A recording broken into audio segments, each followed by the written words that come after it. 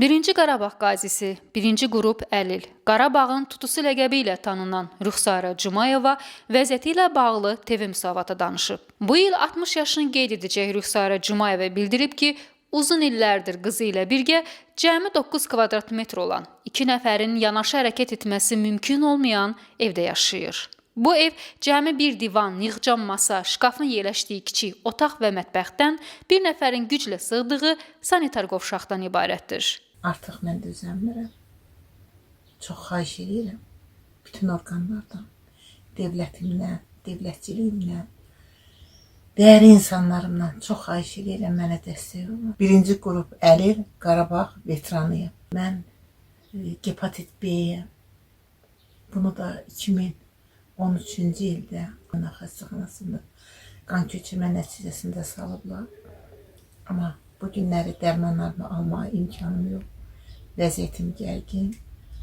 Bax bu şəraitdəyəm mən. 138-ci adamım ev növbəsində. Mən bu evdən müharibəyə getmişəm. Bax bu gördüyünüz evdən 89-cu ilin may ayından bax burada yaşamışam bugünkü günə qədər. Bax mən burada yatıram. Qızım da orada yatır. Evin kvadratı isə 9 kvadratdır. 9 kvadrat ev olarmı? Mən artıq 50 santı divanda yata bilmirəm. Çünki hər iki ayağım protezi, bir ayağım yox. Hər iki ayağım protezi. Maşın vurdu, 12-ci fəqərəm qırıldı. Zor gücü ilə yaşayıram. Və üstəlik də hepatit B-yəm. Ayağınızdan neçə dəfə əməliyyat keçirmisiniz? 8 dəfə. Bir ayağım 6 dəfə, bir ayağımda 2 dəfə, 8 dəfə ağır əməliyyat keçirmişəm. 64 saat narkoz qəbul eləmişəm.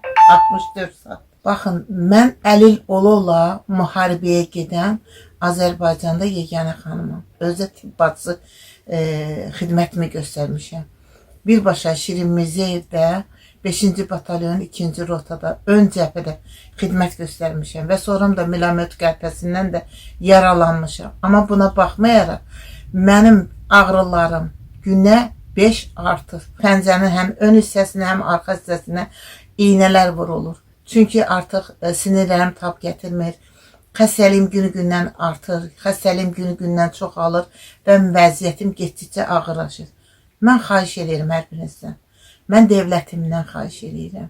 Dəyərli oğullarımızdan, dəyərli qızlarımızdan xahiş edirəm. Mənə dəstək olun ki, heç olmasa 2 otaqlı bir evim olsun. Bir də müalicə alım. İndən belə Allahın verdiyi ömrü heç olmasa balamın xeyir işini görənə qədər yaşamağıma dəstək olun. Çünki günü-gündən ağrılarım o qədər artır ki, mənim artıq sümüklərimdə yeyilmələr gedir. Dava dərmanım çox bahadır, hepatitin dərmanları çox bahadır. Onu almaq olmur, çatdırmaq olmur. Məsəl üçün, mənim protezlərim İstanbulda qoyulub 2021-ci ildə.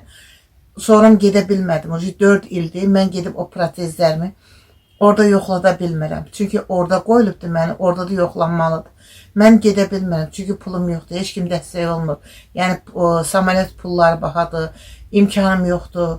Uşağım güclü maaş alan yerdə 200 manata uşağım işləyir. Yəni, bir qadına, bir Azərbaycan qadına bir dəstək olan, bir imkan verən, nə bilim, bir yaxına gələn bir insan tapılmır.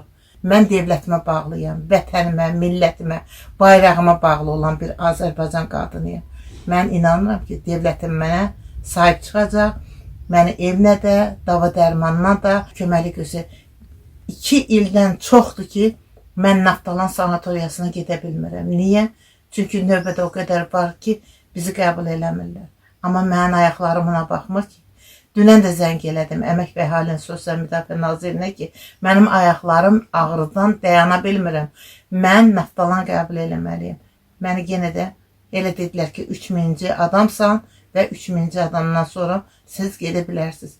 Mən bilmirəm. Mən kimə hara müraciət edim, kimə müraciət edim, kimə deyim sözümü. Xatırladaq ki, Rüxsarə Cumayeva zamanında meydan hərəkatında fəal iştirak edib. Buna görə təhsil aldığı Azərbaycan Neft Akademiyasından xaric olunub. Cumayeva 20 yanvar hadisələri zamanı könüllü olaraq hospitalda işləyərək yaralılara yardım göstərməyə çalışıb. Elə buradan, hospitaldan da cəbhə bölgəsinə yollanıb. Daşaltı, Canyataq, Gülyataq, Mehmanə, Drambom, Umutlu və Fərruxdağ ətrafında gedən döyüşlərdə iştirak edib.